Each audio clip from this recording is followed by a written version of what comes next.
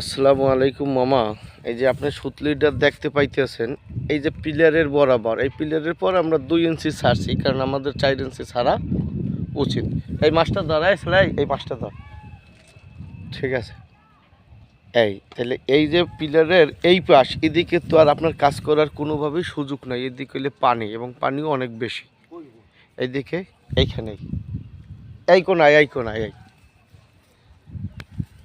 কথা বলছেন। তাহলে এই যে ঈদে গেছে, এই টোটালটারে এই যে বেড কাটছে একেবারে সুতলি দরজা, তাতে পূর্বের বাস আমাদের কোথায় গেছে দেখছেন? এই যে এইটা অ্যাকুরেট ওই পিলারের সাথে একেবারে টান করিয়া, যাতে উনি আমার কোনো প্রশ্নের সম্মুখীন করতে পারবেন না, আর আমরাও ঠক দিয়ে আসি না। কথা বলছেন, এই একেবারে ওই পিলারের সাথে, খেয়াল করছেন? এই তাহলে এইখান থেকে ওই মাথা পর্যন্ত 6টা পিলার উঠে আসবে 5 ইঞ্চি। এইটা চাইতেছি। আর 5 ইঞ্চি ইট চারখানকার একটা নমুনা, যে পরে কাজ করবো আবার। আর এইখান থেকে আপনার ওই যে সীমানাটা, আপনি এইটার কথা বলছেন, এই তো আপনার দরজাটা, এইটা হইলে আপনার যেটা দরজা বলছেন যে এটা গেট থাকবে। এই তাহলে আমাদের তো বর্তমান সীমানা আছে এই। তাহলে আমরা এইখান থেকে দেখা যায়, এইখান থেকে এই বেড়া ভিতরে রাখা, এইখান থেকে আমরা একটা ওয়াল একেবারে ওই পানি পর্যন্ত,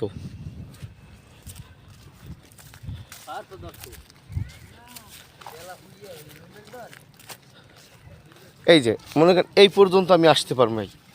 এর ওই পাশে আবার এখন আমার যাওয়ার এইটু সুযোগ নাই, আর এইটু আমার খুব নেসেসারিও না। কথা বলছেন? তাহলে আমি এই থেকে একেবারে ওই কোনা পর্যন্ত,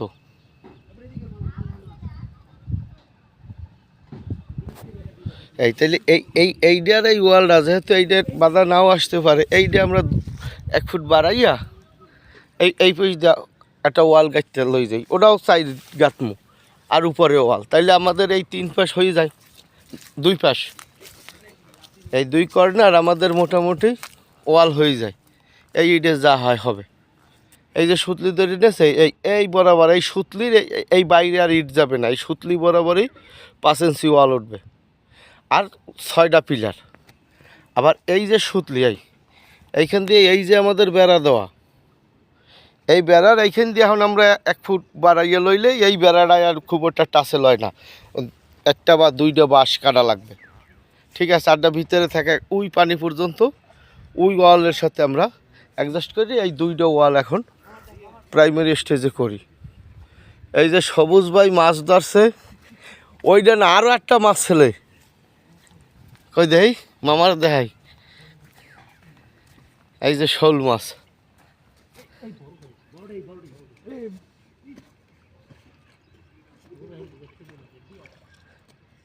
লাভ দিয়ে না যায়,